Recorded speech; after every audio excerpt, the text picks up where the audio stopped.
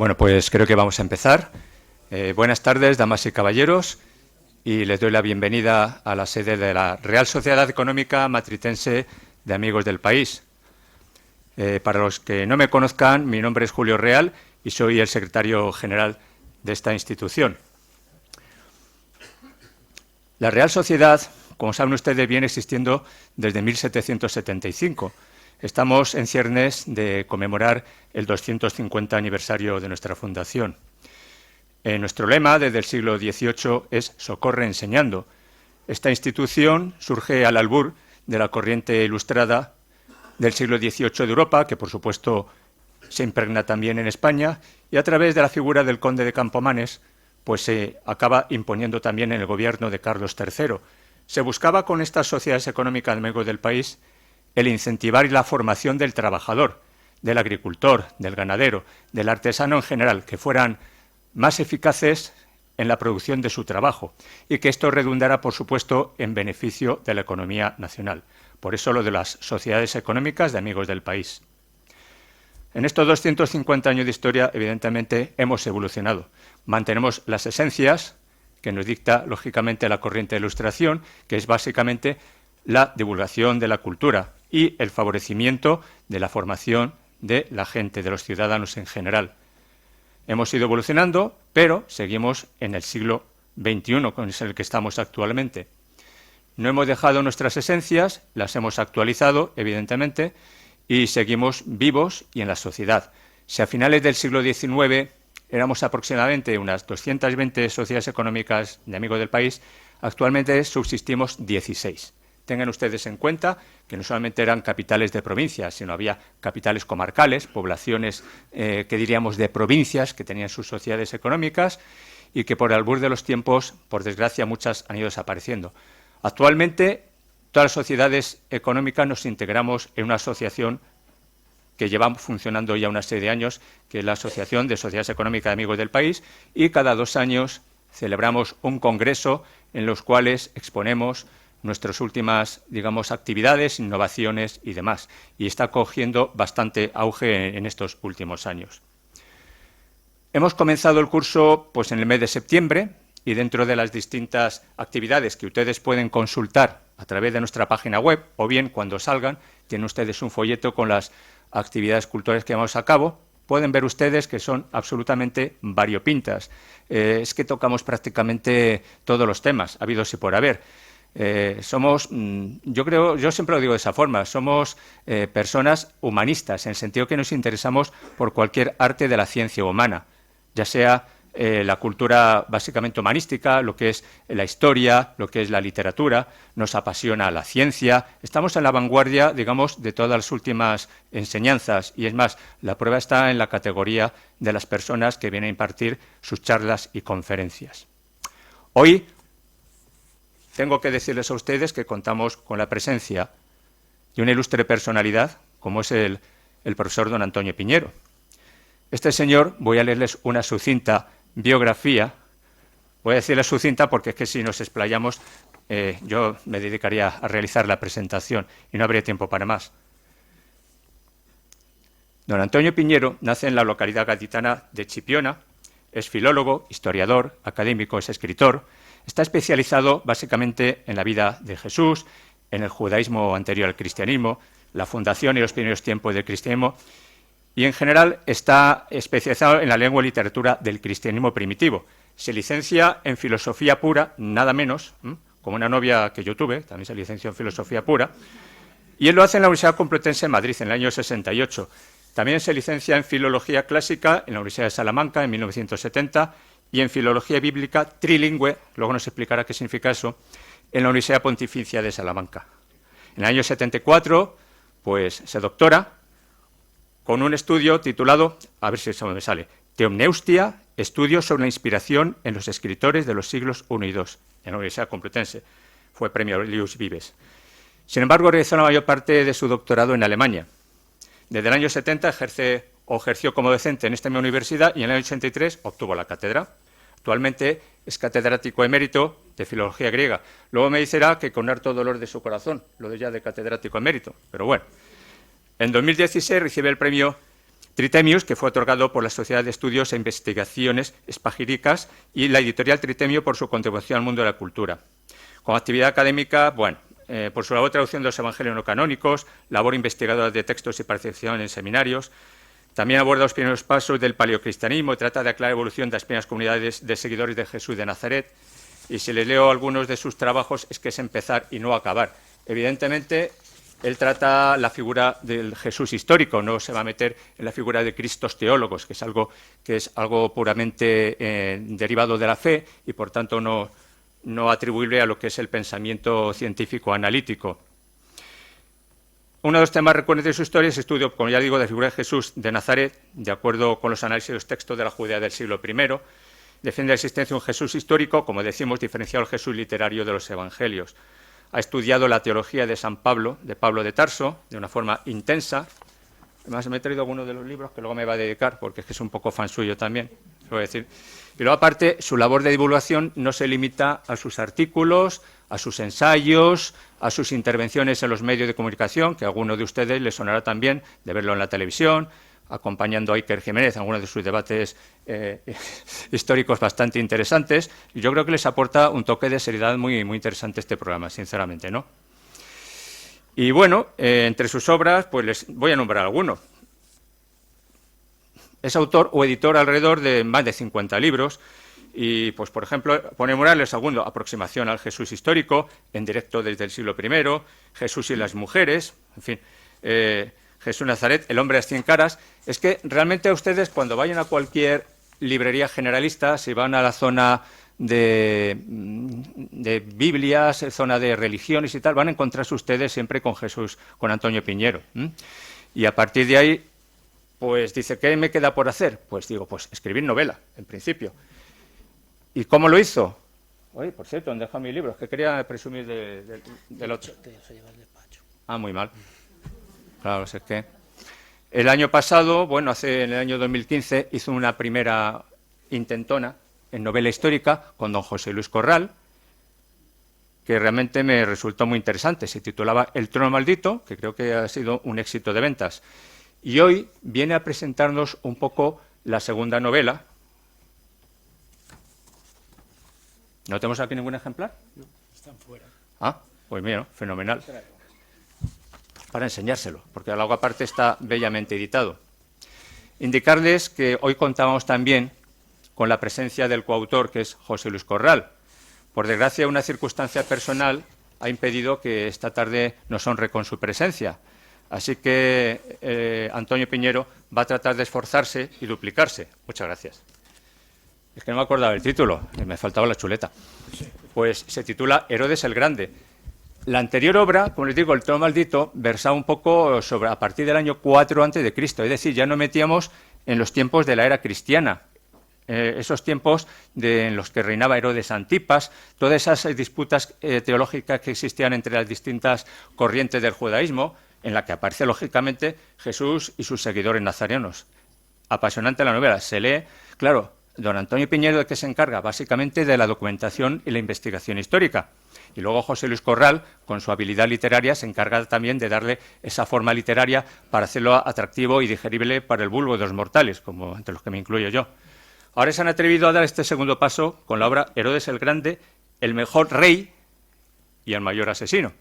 Todos tenemos una visión estereotipada de la figura de Herodes el Grande, que fue un rey de origen idumeo, al que consideraban medio judío, que trató toda su vida, hasta cierto punto, de justificarse ante sus conciudadanos judíos, para demostrar que era, digamos, el rey legítimo de Israel, con hartas dudas por parte de sus seguidores. Fue un rey que organizó administrativamente muy bien el país y no fue un simple rey vasallo de César Augusto, ni muchísimo menos. Tuvo una autonomía muy desarrollada. Fue un rey constructor, edificó muchísimo en Israel. Fue un reinado de unos 33, 35 años aproximadamente.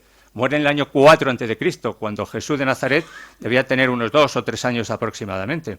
Está digamos ahí en el prolegómeno del inicio de la era cristiana. ¿Persiguió a Jesús en su infancia? ¿Quién lo sabe? Pues será un hecho puramente anecdótico, legendario. Es complicado que realmente Jesús fuera sometido a una persecución cuando tenía unos 2 años de edad y que su familia tuviera que expatriarse a Egipto, hasta que falleció y en su lugar reinaba Arquelao, según los evangelios. En fin, como no me quiero lucir más, y para esto tenemos aquí a nuestro ilustre invitado, voy a cederle la palabra en este momento.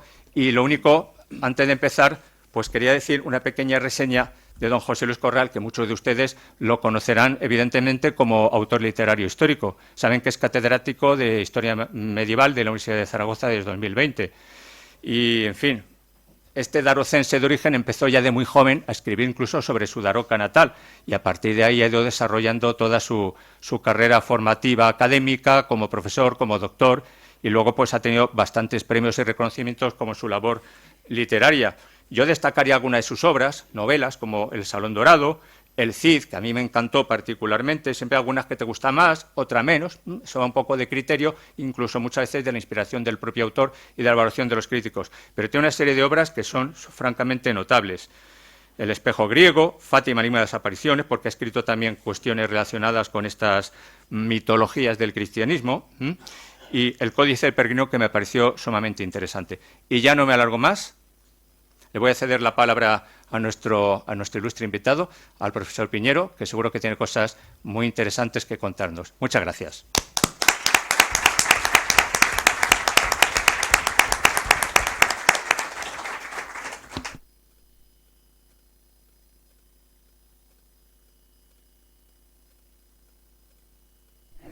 Ahora sí. Bueno, ahora, yo estoy abrumado hoy. Hoy es un día de agradecimientos. Primer agradecimiento a la Real Sociedad, porque ahora es real, antes no lo fue, en la que estamos aquí transportados al mundo de la historia viva. Es fantástico. Esto a mí me llena de una emoción sumamente notable. El segundo agradecimiento es a la editorial Penguin Random House, que es realmente, no sé, entre las 10 del mundo, pues está ahí en España, desde luego, es la segunda después de Planeta. El libro que ven ustedes aquí está maravillosamente editado. Yo creo, ¿tú has dicho? 50 libros aproximadamente. Este libro es el mejor editado, el mejor hecho de los 50. Creo que no puedo decir nada más. Eso es un libro magnífico en cuanto a la edición.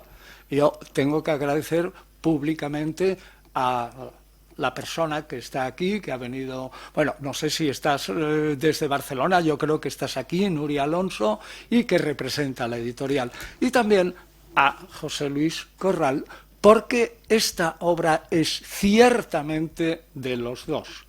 Y no solo en la documentación histórica, sino también en la parte literaria. Yo retaría a la gente a descubrir qué frase, qué sentencia o qué párrafo es de José Luis Corral y cuál es mío. Es muy difícil porque esto es una obra hecha entre los dos la mar de bien. Así, entre los dos. No digo que la obra esté la mar de bien, pero sí, muy bien entre nosotros. Bueno, y luego, hoy es una presentación. Les digo que la presentación es horrorosa para un autor. Es el síndrome de la silla vacía. Dios mío, me encontraré con 2 personas. Yo he dado una vez una presentación en Sao Paulo, en Brasil. No era una presentación, era una conferencia. 4 personas. ¡Oh! Era para morirse. No es como hoy, ¿no? Entonces, recuerdo esa antigua anécdota de 2 amigos que se encuentran en la calle. Y uno le dice al otro: «Hola, me alegro muchísimo de verte. Enhorabuena, compré tu libro». Y responde el otro: «Ah, fuiste tú». O sea, eso es lo que piensa uno cuando viene a una presentación y lo pasa fatal la noche anterior. Bueno, pues la obra que presento es, como saben, y aquí lo ven, una novela histórica. La novela histórica está radicalmente discriminada en las listas bibliográficas de periódicos y revistas. Ustedes no tienen nada más que ir a ver en Navidades, en el verano, en la primavera. A ver, literatura infantil, literatura juvenil, literatura negra, novelas de esto, no sé cuánto y tal. Y uno busca novela histórica. No existe teóricamente. No lo encontrarán con esa denominación. Sin embargo, es un género literario que es probablemente en conjunto el que más vende en España. Precisamente ahora se habrán enterado ustedes en la prensa del discurso de Javier Cercas, que pasa, y lo es, por un literato eximio, magnífico. Pero fíjense, examinen dos de las obras importantes de Javier Cercas. Una, Soldados de Salamina. Narra el fallido fusilamiento del falangista Rafael Sánchez Mazas. Dos, otra publicada por Penguin, precisamente, Anatomía de un instante. ¿Invento puro? No. Narra la interminable y oscura historia del golpe de Estado del 23F.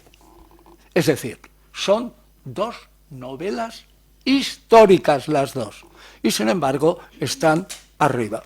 Y el que escribe estrictamente una novela histórica, salvo excepciones como Corral o Postiguillo, quizás Javier Alonso también, esos son excepciones. Los demás se considera literatura menor.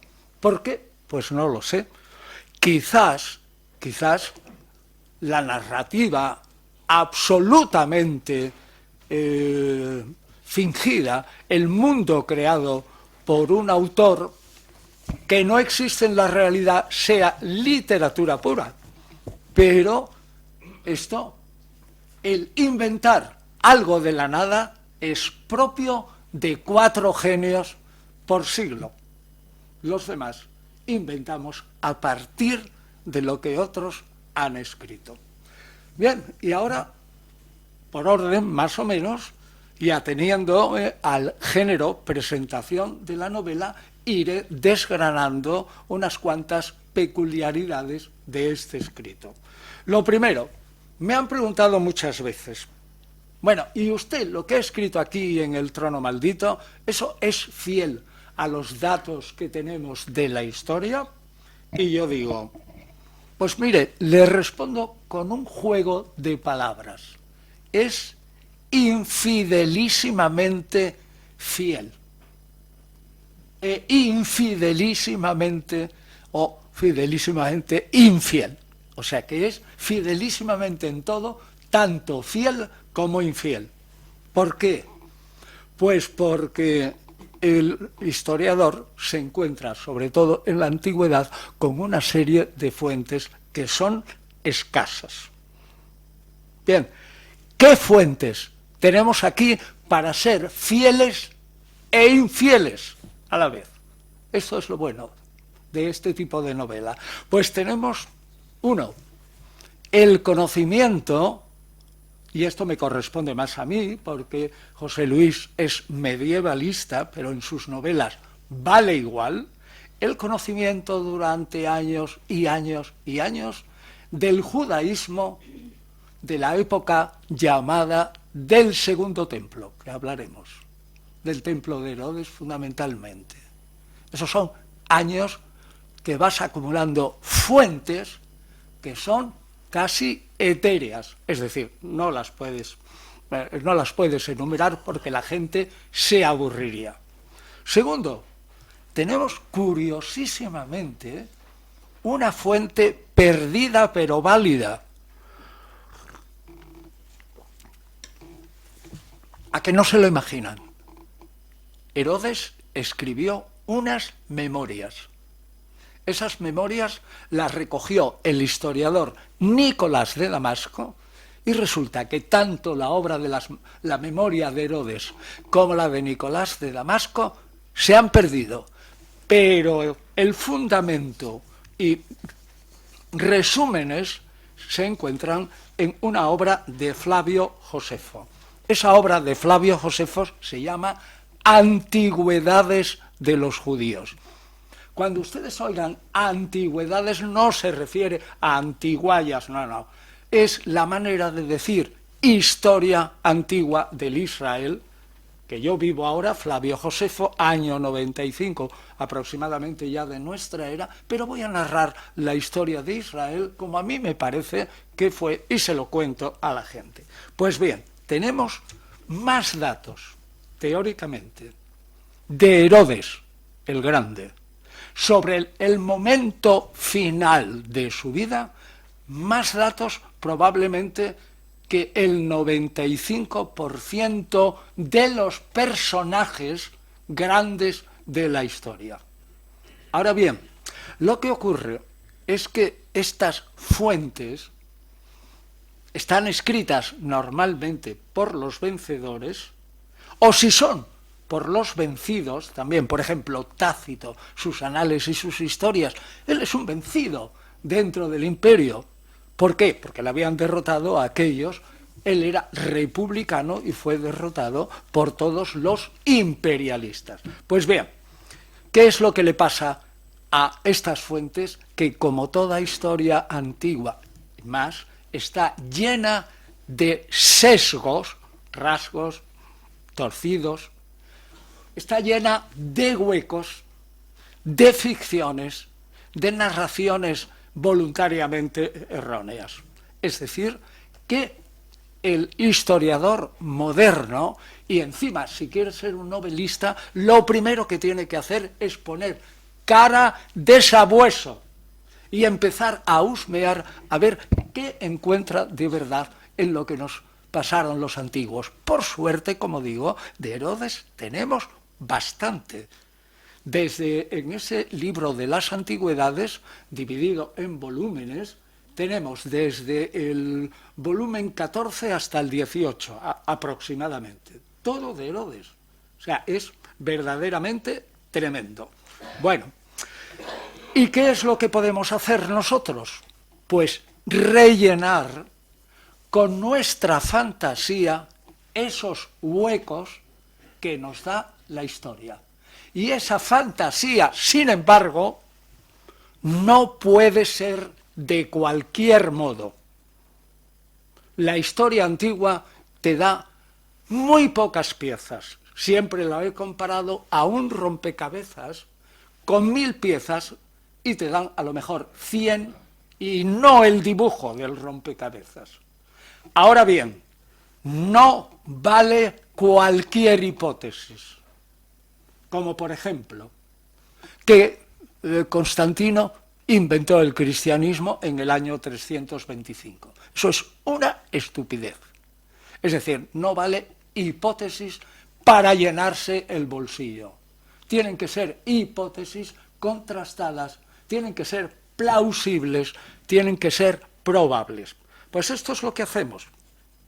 También inventamos personajes, pero personajes que suelen ser secundarios, pero que aunque sean ficcionales, sin embargo encajan dentro de lo que es la novela y ayuda a entender tanto al personaje como al discurrir.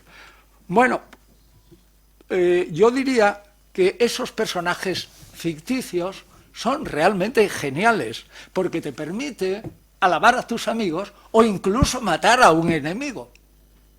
Es una cosa increíble, pero podemos cometer en la literatura un asesinato y quedar absolutamente impune. Pero ese asesinato tiene que entrar dentro del ritmo de la novela. No vale un asesinato cualquiera.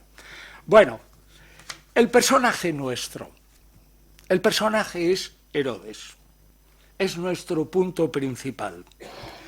Es un hombre, para mí, fascinante, tremendo. Es como un adelanto de un príncipe medieval maquiavélico.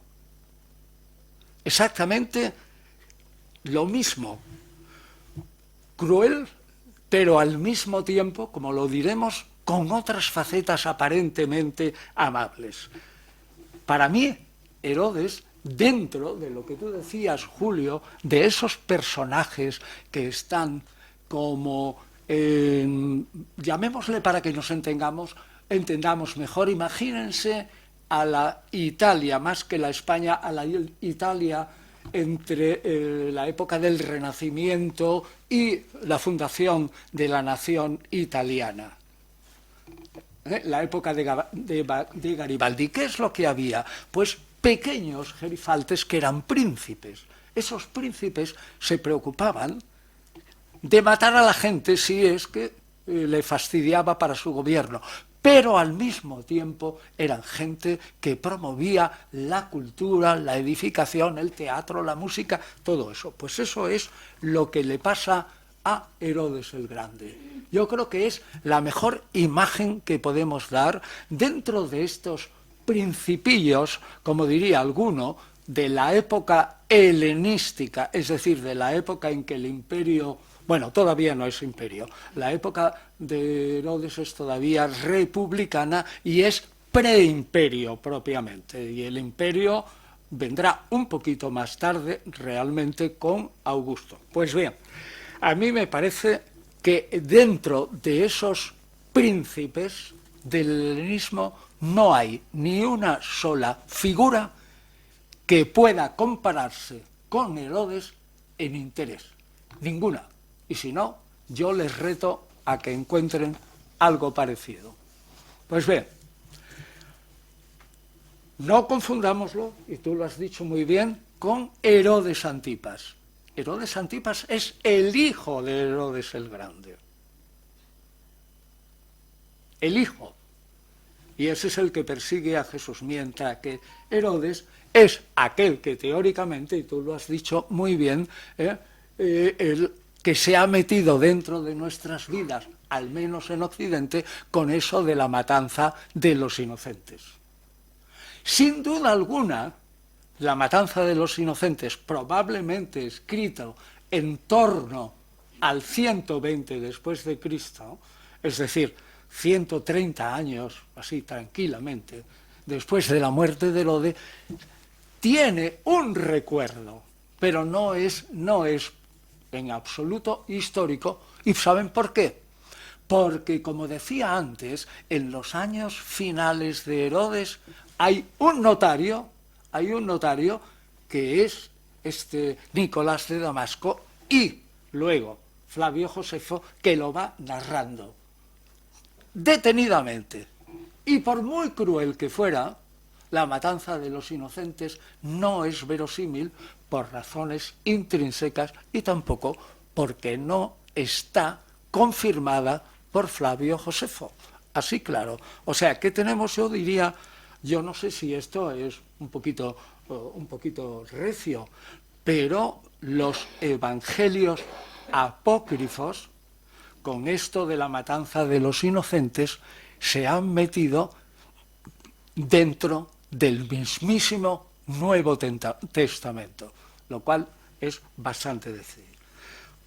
Bien, un capítulo especial en esta novela es no solo su crueldad, que duda cabe, es decir, su gobierno fue firme y sangriento, pero al mismo tiempo es uno de los pocos príncipes helenísticos que, cuando hubo una hambruna en su reinado, de su propio peculio, hasta tener que pedir prestado, dio todo el dinero que tenía para salvar a su pueblo.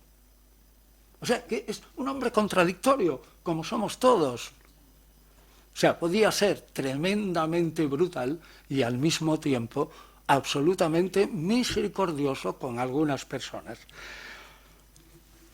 Tú has señalado Julio, la genialidad como constructor. Ciertamente era un tipo totalmente genial en la construcción. No solo de edificios públicos, como pueden ser, pues por ejemplo, un acueducto, un palacio, un archivo, sino de la táctica militar. Las fortalezas de Herodes son especialmente estupendas. Es que prácticamente Masada, aunque existiera antes, eso es una fundación de Herodes. Y ahora es el signo de la victoria posible de Israel contra todos sus enemigos. En fin, o sea que los edificios son importantísimos. El gran edificio de Herodes que lo inmortaliza hasta ahora es el llamado Segundo Templo. Las obras en realidad duraron más de 30 años.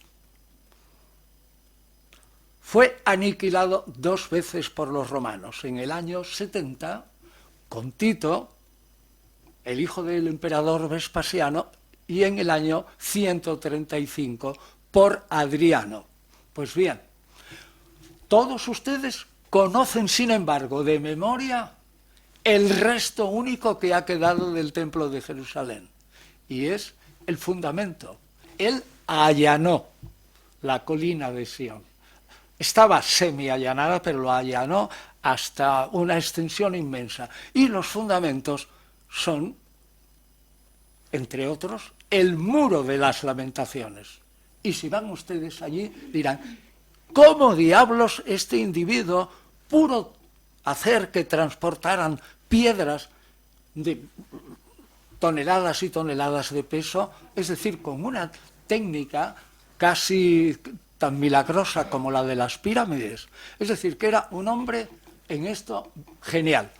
Fíjese la importancia del templo. Claro, los judíos, como todos, muy nacionalistas, hablaban, el templo es la gran maravilla, si lo ves desde lejos el templo es como el signo de Israel, y resulta que brilla como el oro, que te ciega los ojos si tú lo ves.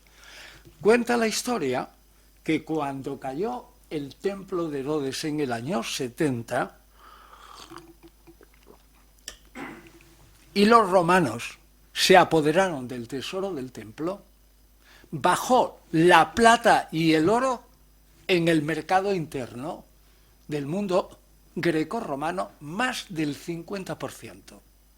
Es decir, el oro y la plata y los esclavos bajaron radicalmente en el momento en que aquella maravilla que había construido Herodes se derrumbó. Eso le da una idea de lo que extrañísimo.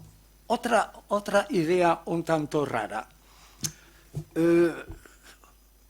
Ustedes no se pueden imaginar, de verdad que no, lo que le pasó a Herodes con Cleopatra. No voy a destrozar la novela. Hablo de Cleopatra VII, la Cleopatra que todos conocemos.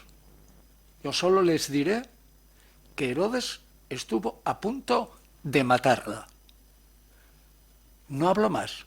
Eso tienen que verlo ustedes por dentro, porque eso es de una intríngulia impresionante. Lo que le ocurrió a Herodes con Marco Antonio, con Casio y Bruto, con los reyes de la Jordania que hoy conocemos, todavía, bueno, Aretas IV todavía no estaba, es decir, Petra no tenía el lujo que tuvo después, pero realmente es que ese hombre tuvo un contacto con los grandes de su gente, y siendo un enano aparente dentro de la política, se codeó con los grandes. Eso a mí me parece admirable. Otro punto que quiero destacar, que no es nada conocido, y es que Herodes, hubo un momento en que se consideró, no me lo van a creer, el Mesías de Israel. Parece imposible. Verá, lo explico fácilmente. Mesías es ungido, el ungido, en hebreo, y el ungido, en tiempos de Herodes todavía, era cualquiera que fuera rey, profeta o sumo sacerdote. Es decir, que el ungido podía ser un rey, sin duda alguna. En este sentido, fíjense que es curioso que de los 39 casos que aparece la palabra ungido, que hoy lo traduciríamos por Mesías en el Antiguo Testamento, ni una, repito, de 39 casos en el Antiguo Testamento, ni una se parece en su significado a lo que entiende el pueblo cristiano hoy por Mesías. Entonces, cuando yo le digo que Herodes se consideró un ungido, es porque tenía como la idea segura que de algún modo la divinidad estaba con él, no que lo hubiera ungido pues físicamente ni nada, sino que la divinidad era como la que le apoyaba en todo. Piensen que un Mesías, para la gente del siglo I antes de Cristo, fundamentalmente, para decirlo en términos modernos, era ante todo un guerrero. Es decir, es aquel que liberaría a Israel de sus enemigos. ¿Y cuál era el plan de Herodes? El plan de Herodes, naturalmente, era llegar al poder personal, el orgullo de poder y mandar, qué duda cabe, pero su plan interno era construir un país en Israel que fuera superior al de David y al de Salomón, y por supuesto muy superior al de los macabeos. Es decir, él quería que el reino de Israel se codeara con los otros grandes reinos vasallos de lo que luego sería el Imperio Romano. Es decir, que de alguna manera es extraño. Espero que les parezca rarísimo, pero yo creo que en la novela se explica cómo un individuo tan cruel y sanguinario podía considerarse un ungido, aunque él era el que luego también hacía por nombrar a otro ungido que era el sumo sacerdote y controlar a los profetas que eran otros ungidos que podían remover al pueblo contra él. Es decir, el ungido, el Mesías en hebreo, era una cosa distinta a lo que nosotros pensamos hoy. Pues eso yo creo que se explica bien en la novela y lo entienden ustedes para que vean cómo el ambiente es así en tiempos de Jesús y antes, en tiempos de Herodes. Si ustedes toman el libro de Zacarías en el capítulo 9, lo conocen todos. El capítulo 9 es el capítulo donde describe al rey mesiánico que va encima de una acémila, bueno, el caso sería un burro, y que es el Mesías pacífico, ¿vale? De acuerdo. Pero lean ustedes el inicio del capítulo 9 de Zacarías. Ahí, ese rey pacífico, con la mano de Yahvé, había liquidado absolutamente a todos los enemigos de Israel y no quedaba ni uno. Es decir, el rey pacífico era pacífico, pero con la paz de los cementerios. Eso es lo que entendía Herodes. Si es necesario, haré de Israel un país que tenga la tranquilidad de un cementerio, pero que se vea libre de sus enemigos. En ese sentido, Herodes se podía creer un ungido, aunque ustedes no lo crean, pero es así. Ciertamente es una manera insospechada, para la mentalidad moderna.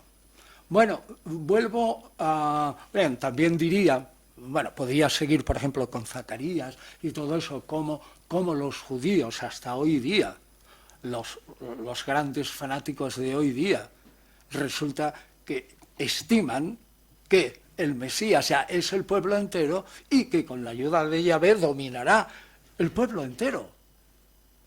Fíjense que las traducciones de la Biblia, de la lengua local en general, que era el arameo en el Israel de la época de Jesús, pero la Biblia se leía en hebreo, eran los targumes. Un targum es eso, una traducción popular de un texto bíblico que la gente no entiende bien y que luego se le traduce a la lengua corriente de la calle. Les pongo un ejemplo. Si van ustedes a Grecia, un ejemplo de hoy, ¿cómo les leen el Evangelio? Pues le leen el Evangelio en un griego del siglo I y II después de Cristo, que no entiende nadie de la calle. Porque ellos hablan de motiquí, la lengua del demos, del pueblo. Y sin embargo, eso está escrito ahí. Pues la Biblia no la entendían. Y entonces lo que oía la gente era la versión al arameo, a su lengua natal, de Jesús y de la mayoría de los judíos. Bueno, eso se discute mucho, pero de la mayoría de los judíos en ese tiempo. Pues a mí una de las cosas que más me ha impresionado, si leen ustedes uno de esos targum, que por cierto, el que traduce un targum se llama meturgemán. ¿Sabe qué da eso en castellano? Trujamán. El trujamán. Que lo tenemos hasta hoy, ¿no? Bueno, pues si leen ustedes un targum a Génesis 49, donde Jacob va dando a sus hijos una serie de profecías y de cómo van a ser en el futuro. Y llega el momento de la profecía de Judá, que será el ungido por excelencia, sí, hasta mucho tiempo después. Bueno, pues si leen ustedes uno de esos targumes, que probablemente es del siglo I o del siglo II, verán que ese Judá, tal como lo pintan para el pueblo, es un individuo que ata su pollino a la viña, pero que su vestido está rojo, no de vino, sino de la sangre de sus enemigos. Es decir, que no se extrañen nada de lo que he dicho, de que este Herodes se pudiera creer, sin ser ungido, pues como una suerte de liberador de Israel. Bien, la novela tiene también otro aspecto que a mí me interesa muchísimo, que es un aspecto actual. Sin querer es una novela feminista. Yo no invento nada, ni tampoco voy a destripar.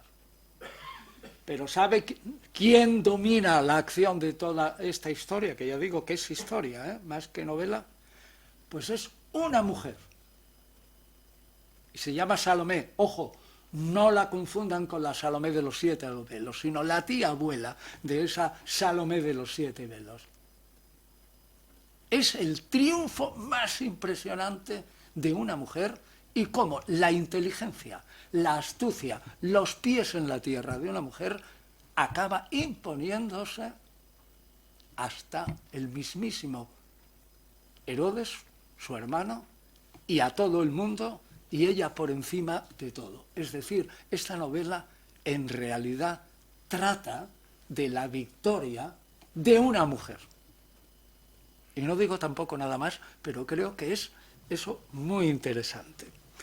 Bien, yo creo que la novela tiene, y esto es gracias a la conjunción con José Luis Corral, una acción absolutamente trepidante. Trepidante. Yo la he comparado a la acción de una novela del oeste, es decir, que se suceden las cosas. Ahora, eso sí, no como una acción trepidante como algunas películas que son tan rápidas que no te enteras de nada, ¿no? Y luego dices, bueno, y ahora cómo empalma esto con lo otro, no.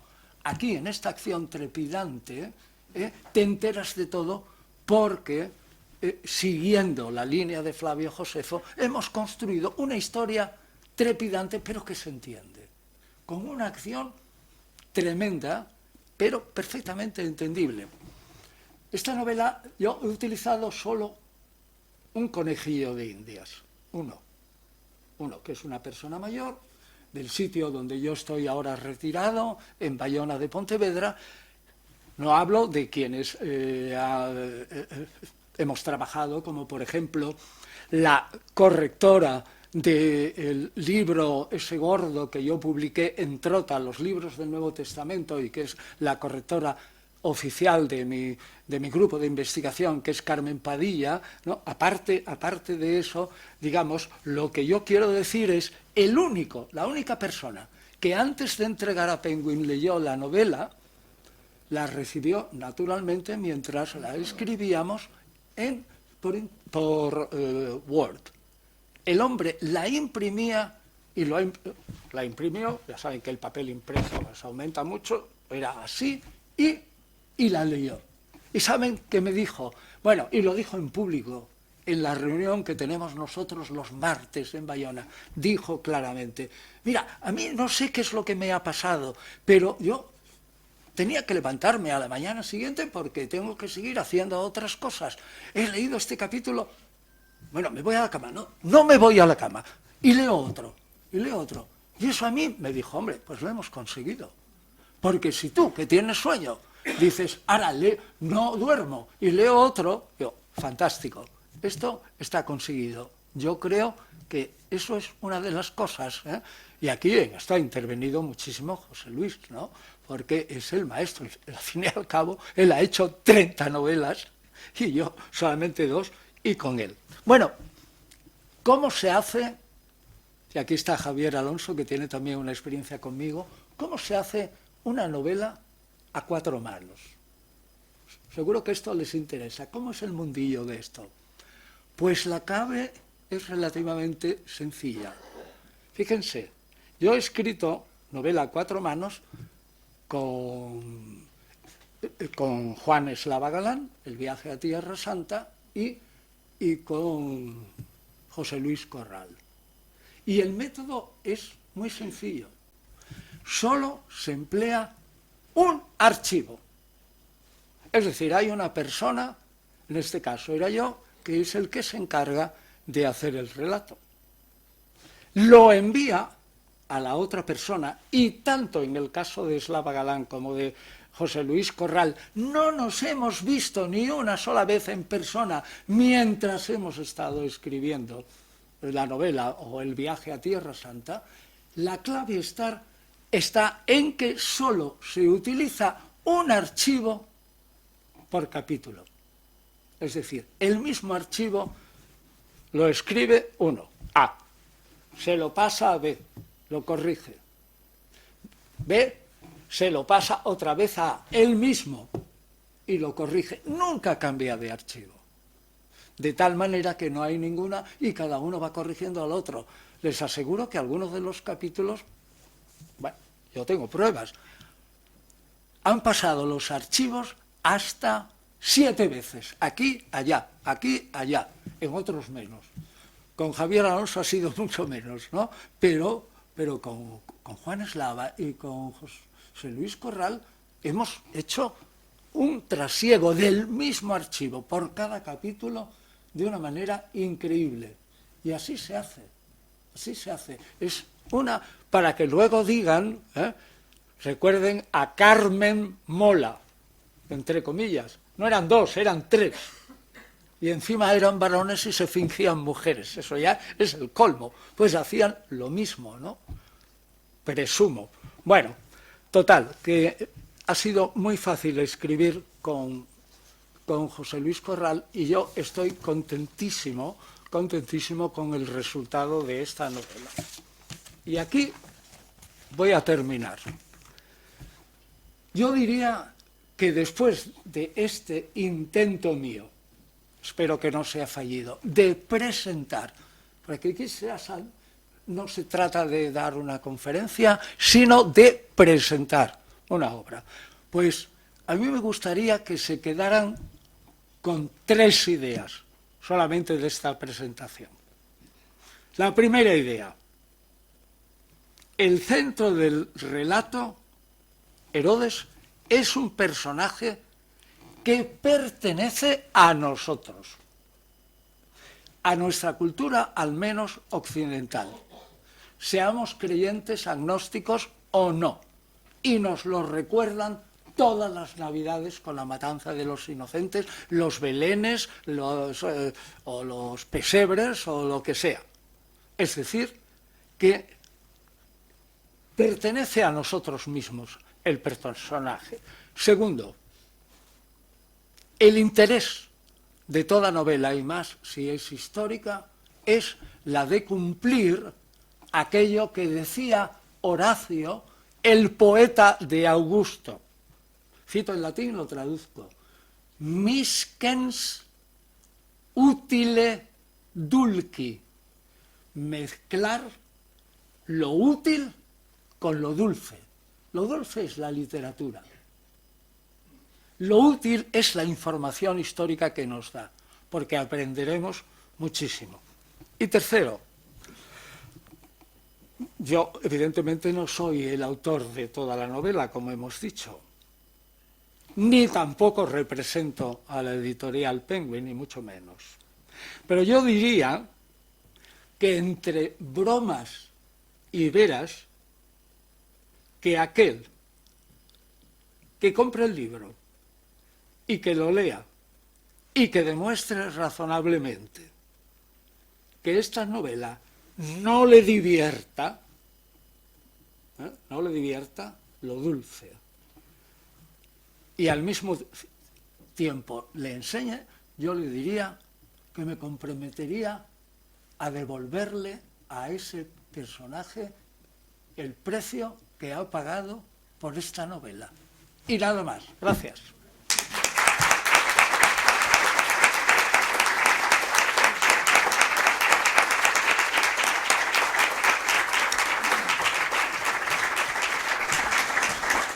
Bueno, abrimos un turno de preguntas y a ver si sé responderla.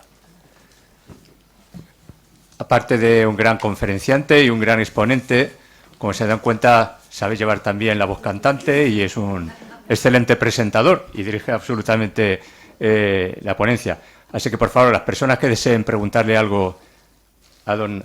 Pues aquí hay una señora, por ejemplo. Una o dos. Muy bien. Buenas tardes, Antonio. Un placer volvernos a ver. Quería saber qué aporta y qué diferencia tiene esta novela con la del Trono Maldito. Ya. Bueno, muy buena pregunta. Es que esta es la precuela. Resulta que esta novela en realidad se escribió en 1998, antes del diluvio universal. O sea, que eso estuvo ahí. Y resulta pues que eso quedó ahí en manos de una editora que luego resultó que nada, que todo era falso y no hubo nada, ni contratos, ni nada de nada. Y ha quedado metida en un cajón años y años. Entonces, como estaba en un cajón, y además, pues a mí ya me habían dicho en la editorial Planeta que a ellos, sinceramente, les dijeron lo que yo había escrito en aquel momento. Mire, a mí la novela de usted no me gusta nada. ¡Pam! Me dieron una patada en el trasero y me tiraron en Barcelona desde el 5º piso hasta el primero. Bajé sin ascensor de un golpe. Entonces, y con eso respondo, esa es la explicación por qué ha estado esta narración en un cajón. Hasta que, ya olvidada, bueno, pues con el tiempo, pues la siguiente novela, El Trono Maldito, que tendría que haber salido después de esta, porque esta es la novela del padre y El Trono Maldito es la novela del hijo, lo lógico no es que salga primero la novela del hijo, Herodes Antipas, y pues la novela del padre, Herodes el Grande. Pero como ya era yo amigo de tiempos en que habíamos participado, José Luis Corral y yo, con cosas del Instituto Español en Roma, del Instituto Cervantes y todas esas cosas, y ya nos conocíamos por otro, yo le dije, oye, pues mira, yo tengo aquí este otro escrito y tal, venga, me lo pasas y tal. Le gustó muchísimo, y como le gustó muchísimo a José Luis Corral, y ese estaba, pues yo dije, no carpe diem, agarra el día, no, sino carpe occasionem, coge la ocasión, que más vale pájaro en mano, ahora que ciento volando. Y entonces José Luis Corral, que entonces estaba muy a buenas con Planeta, pues la publicó en Planeta. Y El trono maldito ha tenido 4 ediciones, están preparando la 5ª, y una traducción al francés. Y entonces José Luis Corral dijo en público, por eso puedo decir, no traiciono nada, en unas sesiones de novela histórica que se hacen allí en Galicia, en una biblioteca muy famosa de Berín, que ha tenido varios premios, pues proclamó públicamente, después de haber escrito conmigo El trono maldito, dijo, me corto la coleta, ya estaba harto. ¿Por qué? Porque la mayoría de los colegas le despreciaban así a Corral. Dice, este tío no investiga, se dedica a escribir novelas y esto y lo otro. Y entonces él se hartó tranquilamente y dijo, ya no escribo más novelas en público. Lo dijo delante de 100 y pico personas, y estaba allí delante Santiago Postiguillo y Calpo Poyato y en fin, y Javier,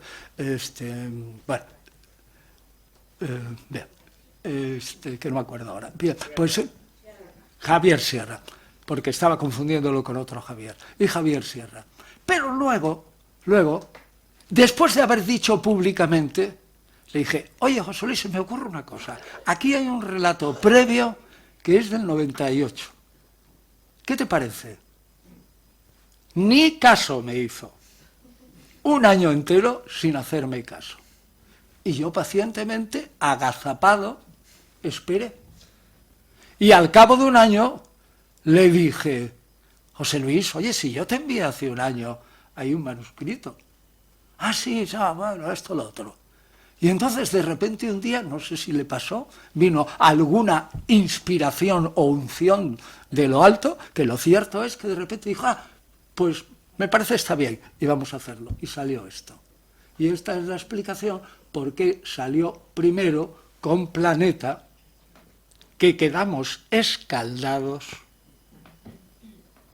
y quien entienda algo de editoriales ya no digo más, y luego José Luis publicó con Penguin y me arrastró a mí. Yo era un desconocido en Penguin. José Luis Corral tenía la llave. Eso vale más que nada. ¿Está claro? Léase también entre líneas. ¿Alguien quiere preguntar más, por favor? Gracias por toda la lección que nos has dado y las enseñanzas. Quería saber, o a lo mejor estoy equivocado yo, según la cronología seria, ¿Herodes coincidió con Jesucristo o acabó su reinado antes de que naciera Jesucristo? Porque he oído que acabó el reinado 4 años antes de Cristo.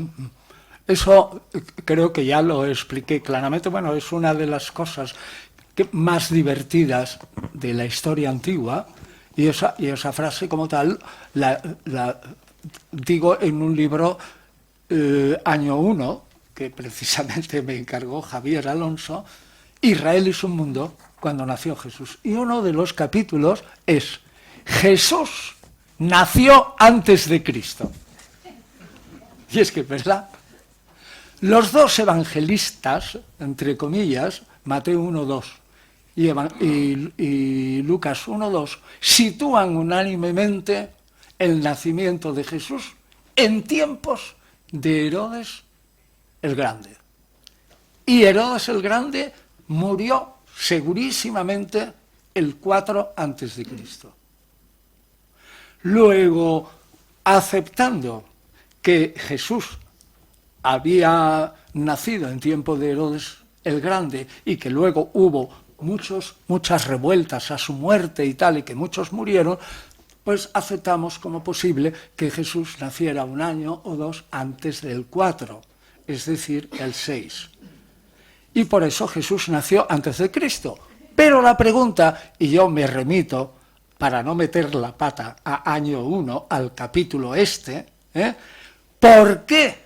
¿Por qué nosotros contamos los años mal?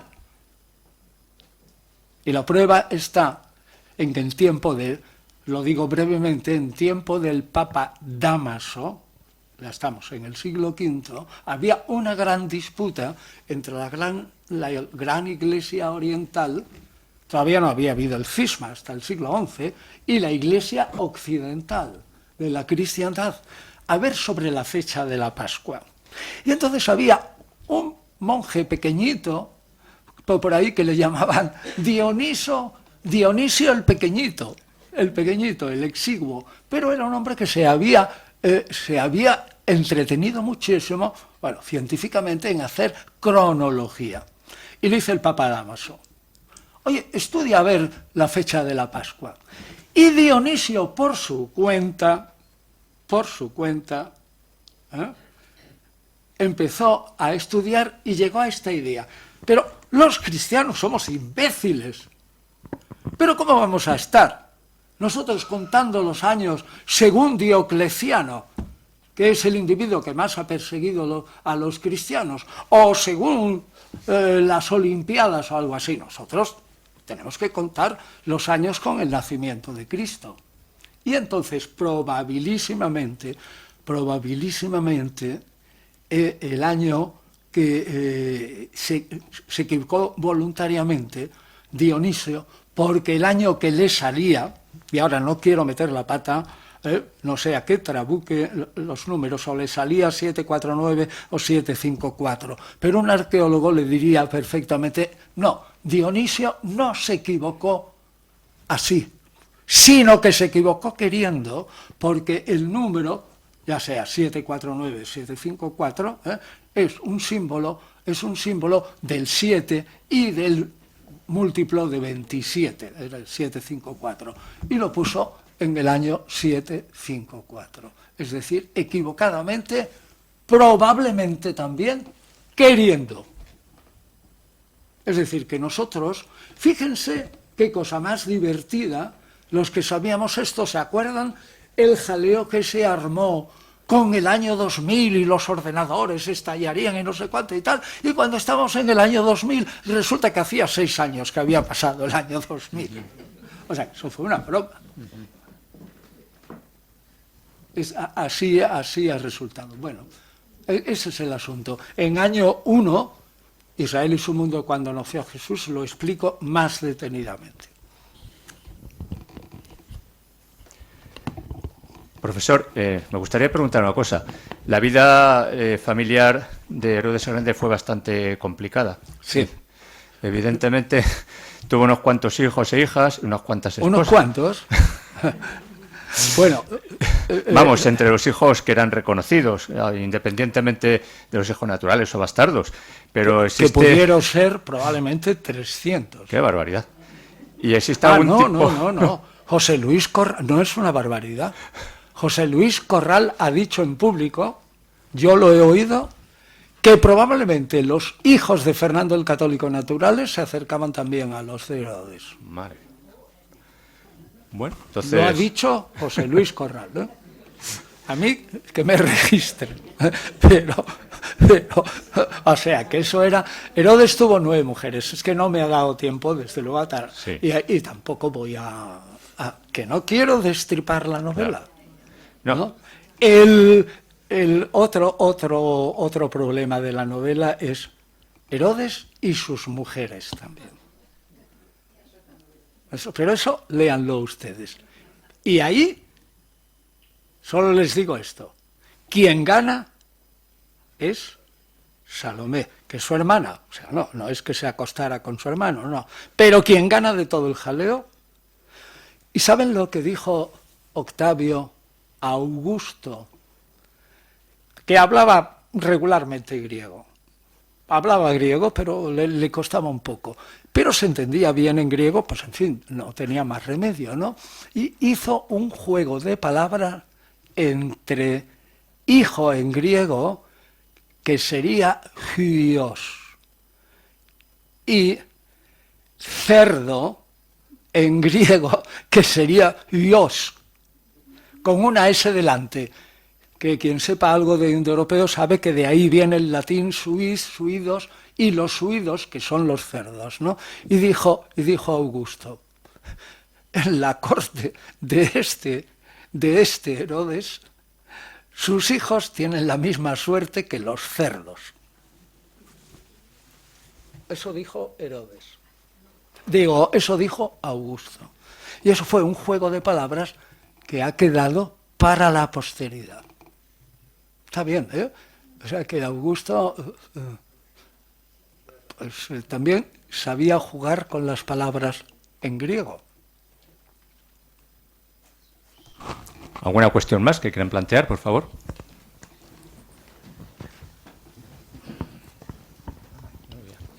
Buenas tardes. Muchas gracias a la Real Sociedad y al profesor Piñero. Me gustaría preguntarle, me ha parecido que, hablando de la matanza de los inocentes, comentó usted que en esta cuestión concreta los evangelios apócrifos lograron introducirse en el Nuevo Testamento.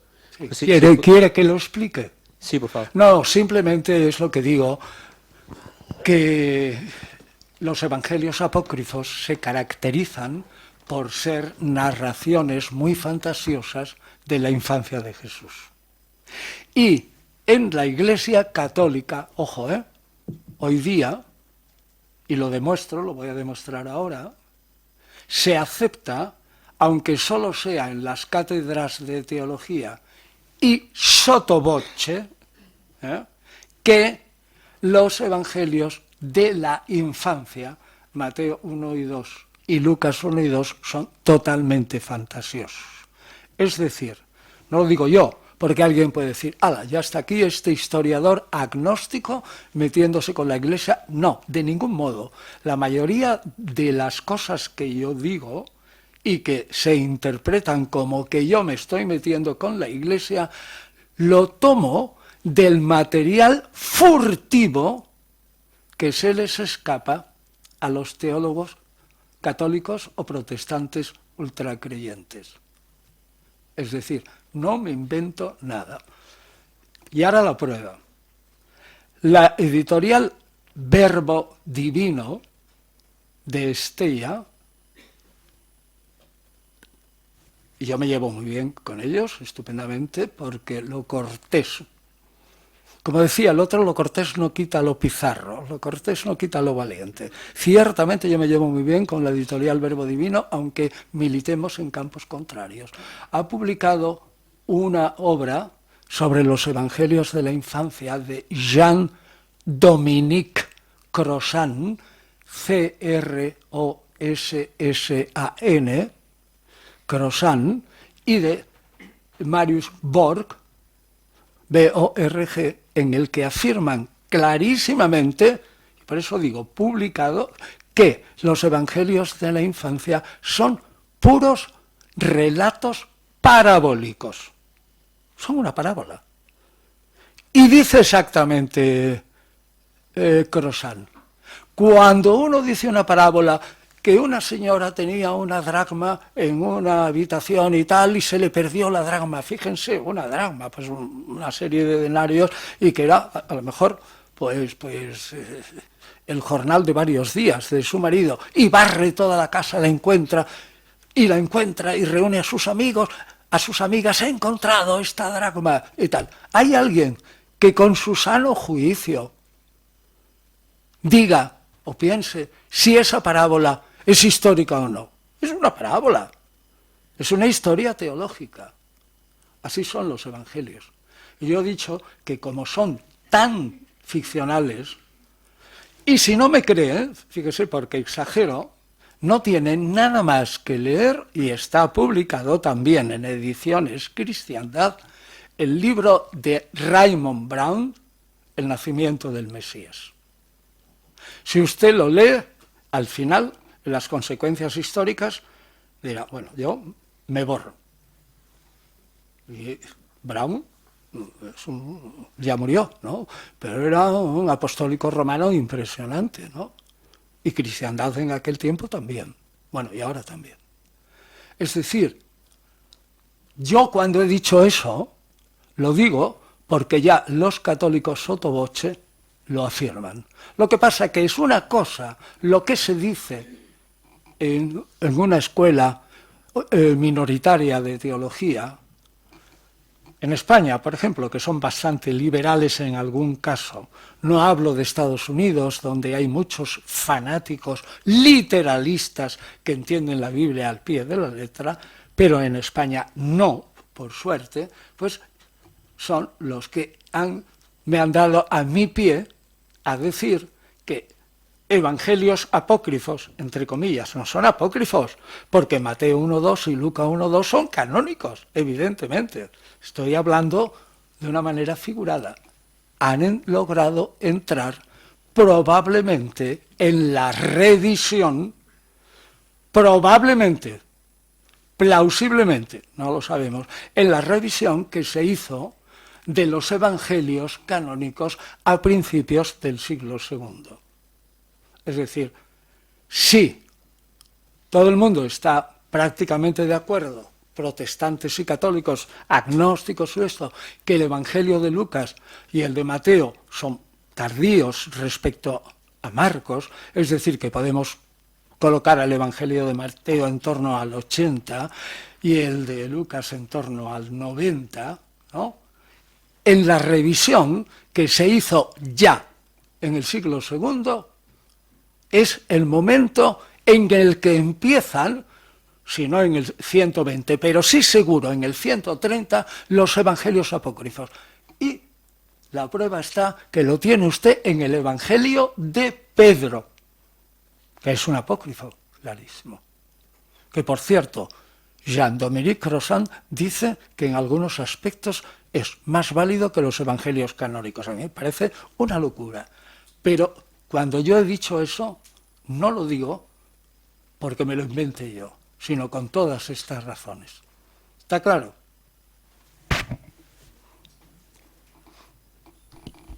Don Antonio, una última cuestión que se la quería plantear yo aparte de aquel señor del fondo. Me llama un poco la atención la cuestión que hace referencia usted a las parábolas. Siempre hemos pensado que era una forma que denotaba la fluidez verbal que tenía Jesús de Nazaret en sus predicaciones, dando estas imágenes pintorescas, fácilmente recordables, para establecer esos paralelismos con normas morales y de conducta. Y, sin embargo, hay un autor sumamente versado. Claro, me lo estaba esperando. A ver, sigue. Como el padre Meyer. Meyer, que ya murió. En Un judío marginal, efectivamente, no ha dado tiempo a culminar su magna obra. Le quedan 2 tomos por publicar aún. Pues, aplicando los criterios de historicidad, habla con harto dolor de su corazón de que solo reconoce la historicidad en 5 parábolas como procedentes... No, 4. O 4, bueno, peor me lo pone. Solo que 4 pueden ser 5, porque una de las parábolas, la de los talentos, es en Mateo, y las minas, más verosímil, es en Lucas. Pero creo que usted, a pesar de su agnosticismo, no es tan radical en desmenuzar de tal forma o eliminar de tal forma la historicidad de ciertas parábolas. No, pero verás, es que Meyer es radical en algunas cosas, pero en otras a mí me parece que es excesivamente crédulo. Yo respeto a Meyer y realmente alguna vez me preguntaron que qué pensaba yo de Meyer y dije que efectivamente Peter Meyer, un jesuita católico estadounidense, pues era un parteaguas hasta Meyer en el catolicismo y después de Meyer. Pero aún así, en algunos aspectos, pues se puede pasar de dureza por establecer unas normas fijas y en otros, por ejemplo, puede no llegar. Por ejemplo, la obra de un aramaísta como Maurice Casey, que es metodista, yo creo que vive todavía. Metodista inglés, es un aramaísta formidable. Dice claramente en su obra Jesús de Nazaret la historia de Jesús contada por un historiador, sí, la historia por un historiador libre. Sin embargo, dice que Meyer es una catástrofe. O sea, Meyer, que es católico, es una catástrofe para un metodista que es protestante, evangélico y tal, porque se pasa demasiado de la raya y a veces lo dice con toda claridad. Es un scholarship, dice una distraction o algo así, una destrucción del cristianismo. Bueno, vivir para ver. El católico por un lado y el metodista y protestante por otro, siendo más papista en aparente que el Papa. Hoy, se lo digo sinceramente, pueden encontrar lo mismo que en Internet, opiniones teológicas para todos los gustos, lo que quieran. Muy interesante. La última pregunta, por favor. ¿Cómo financiaba todas las obras que hizo Herodes? ¿A base de impuestos o porque las construcciones que hizo? Porque según usted... Bueno, sí, a base de impuestos y también a base, por ejemplo, de donaciones que le hizo Augusto. Por ejemplo, le dio, entre otras cosas, el poder llevar económicamente todas las minas del Oriente que pertenecían las minas. Sí, una suerte de monopolio. Entonces eso le daba muchísimo dinero. Y otras también a base de impuestos. Y la gente se quejaba de que era muy duro, pero ciertamente conseguía dinero por todas partes. Era un hombre súper listo. Era un hombre y además súper fuerte, para su época, además era un tipo corpulento y un guerrero formidable, absolutamente formidable. Y un cazador impenitente, hasta casi a la hora de morir. Es decir, era un hombre que prácticamente tenía todas las cualidades de lo que podría ser un supermacho ibérico, dirían ahora algunas feministas. Es que lo tenía todo. Era un hombre tremendo. Sin embargo, pierde en el fondo ante Salomé. Si no, leanlo. Muchas gracias, profesor. Bueno, ahora vamos a pasar, digamos, el profesor va a dedicarles el libro. Dice que dedica largas parrafadas de 2 o 3 páginas cada uno de ustedes, así que prepárese a escribir. Y bueno, simplemente también anunciarles un poco las próximas actividades que tenemos en ciernes, en la Real Sociedad. El próximo viernes, día 29, por ejemplo, tenemos la presentación de un libro de relatos cortos, Verde pálida la noche, que presenta una de nuestras socias eminentes, doña Concha Galán Gil. También, ya metiéndonos en el mes de diciembre, recordarles, por favor, por si alguno había tomado nota de esta conferencia, se ha tenido que suspender la intervención de don Edmundo González Urrutia, que, como saben ustedes, ha sido el candidato presidencial de Venezuela, y hemos tenido que suspender el acto por causas ajenas a nuestra voluntad. Se lo recuerdo porque estaba programado para pasado mañana, día 28. Recordaros también que el próximo día 10 de diciembre, martes, en vísperas ya de fiestas navideñas, se representará la obra Canción de Navidad de Charles Dickens. Les aconsejo que vengan porque es una obra muy emotiva. El día 12 de diciembre tenemos una conferencia de don Virgilio Zapatero, va a resultar muy interesante vista la situación política actual por la que venimos atravesando. Y el día 19 pues celebraremos la Navidad con un acto de inspiración navideña, en fin, y ya les informaremos detalladamente en qué va a consistir. Y ahora pues nada, simplemente antes de despedirles a ustedes, pues la Real Sociedad quería tener un detalle, un diploma más de los que ya atesora nuestro eminente profesor, como un poco el recuerdo de su intervención en esta Real Sociedad, en la que le esperamos el próximo 250 aniversario. Porque tengo que tomar la palabra porque sus investigaciones sobre los primeros tiempos del cristianismo, la parte histórica de Jesús de Nazaret, siempre me ha parecido apasionante. Yo particularmente me identifico como creyente, pero la figura de Jesús de Nazaret, de Yeshua ben Joseph, es tan poliédrica, admite tantas interpretaciones, admite tantas investigaciones, que no deja uno nunca de aprender. Y más si tenemos a un señor de esta categoría, que es un filólogo tan eminente que se ha dedicado desde su juventud a estudiar los textos antiguos, en griego, en arameo, no sé en cuántos idiomas más, en latín por supuesto que lo habrá estudiado, y va a los textos originales y no a los textos ya interpretados o traducidos. Así que, profesor, le agradecemos mucho su estancia aquí en este día de hoy, esta tarde, y le esperamos con ansiedad en una próxima charla. Despedirles a ustedes, pero no sin que se pasen antes a que el profesor les dedique a ustedes el ejemplar de este libro. Echamos de menos, por supuesto, a José Luis Corral, a ver si lo podemos enganchar en otra ocasión. Muchas gracias.